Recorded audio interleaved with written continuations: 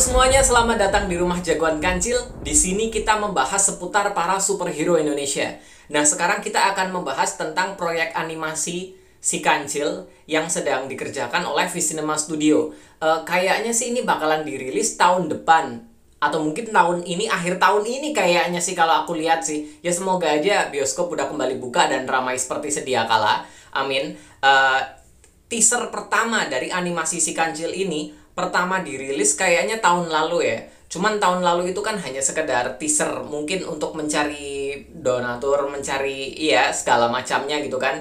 Dan sekarang mereka sudah di bawah oleh Visinema Animation, Visinema Studios, yang artinya akan ada upgrade. Kalau kita lihat dari teaser yang akan kita bahas hari ini, grafiknya memang berbeda, desain karakternya juga sudah berbeda. Jadi sepertinya memang ada perubahan dari teaser yang dahulu ya. Memang ada perubahan sepertinya dari desain karakter dan grafiknya. Nah, mereka merilis 2 teaser tentang karakter Macan. Macan ini katanya bakalan jadi musuhnya si Kancil gitu.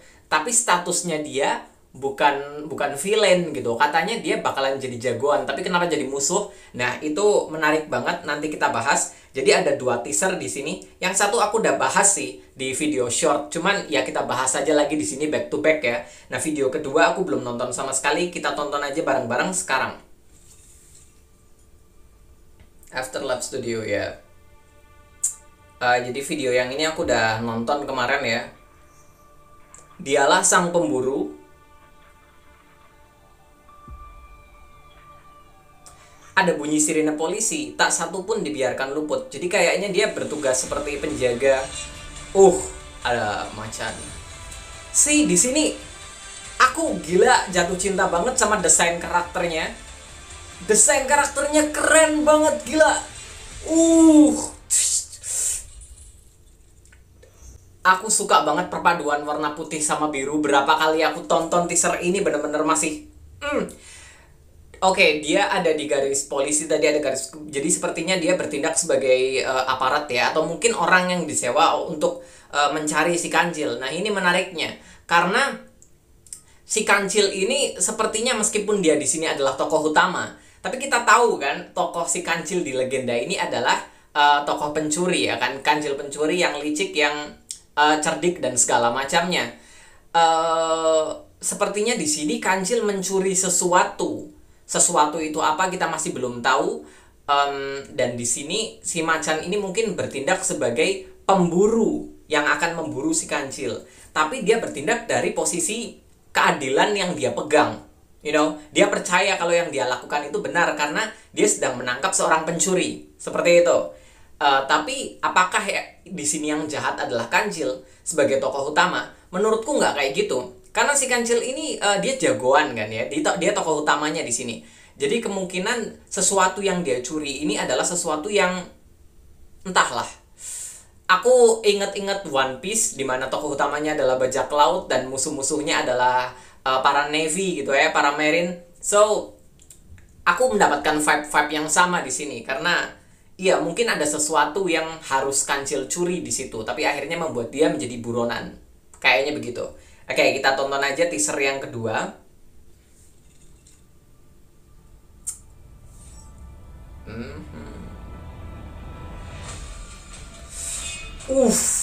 Gila, grafiknya keren banget di bagian. Hey, itu kuda-kuda silat kan?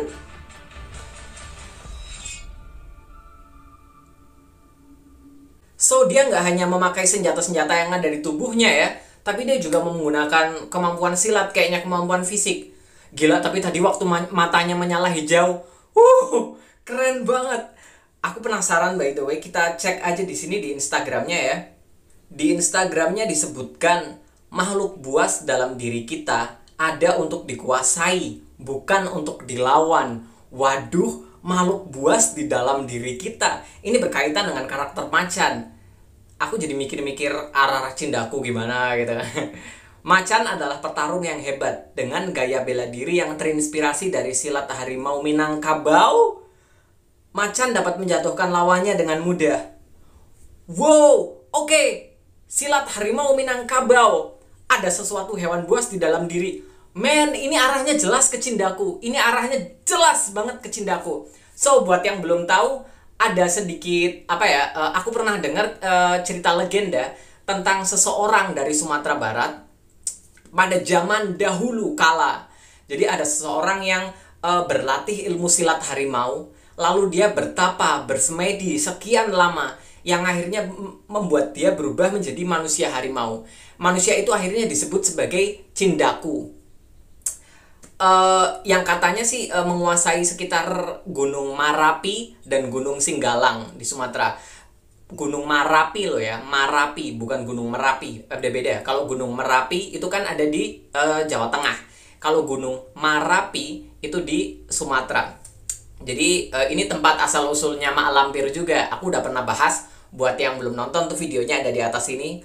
Cerita legenda asal muasal tentang Mak Lampir dari Sumatera, dari Gunung Marapi. Oke, kita bahas ke sini. Tadi dari mitologi itu, dari cerita rakyat itu, asal-usul legenda dan segala macamnya.